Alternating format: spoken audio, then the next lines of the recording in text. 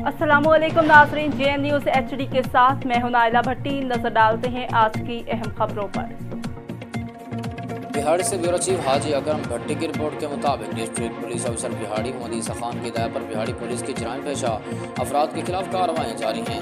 इसी सिलसिले में SHO थाना कानपुर अब्दुल जब्बार और उनकी टीम ने 2 गैंग भाई रिजवान और रिजवानी गैंग के और वकास और काशी गैंग के 7 मेंबरान को गिरफ्तार करके 20 मुकदमा ट्रेस करते हुए 22 लाख रुपए मालियती बरामदगी की। SP इन्वेस्टिगेशन फारूक अहमद अनवर और DSP मेलसी राना नदीम इकबाल ने बरामदशुदा माल मसरूका मुद्दईयान के हवाले कर दिया, जबकि SHO थाना सिटी बुरेवाला खालिद चौहान ने कार्रवाई के दौरान चोरी का मुकदमा ट्रेस कर लिया।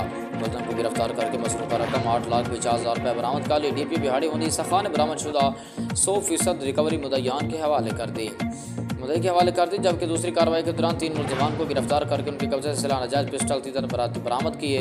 SHO थाना शेख फाजिल इफ्तिखार डोगर कार्रवाई के दौरान ओवैसी चोर गैंग के 3 मेंबरान उमर फारूक, मोहम्मद बाबर और शाह नवाज गिरफ्तार करके 5 मुकदमा ट्रेस करते हुए 1 लाख रुपये नकदी बरामद की।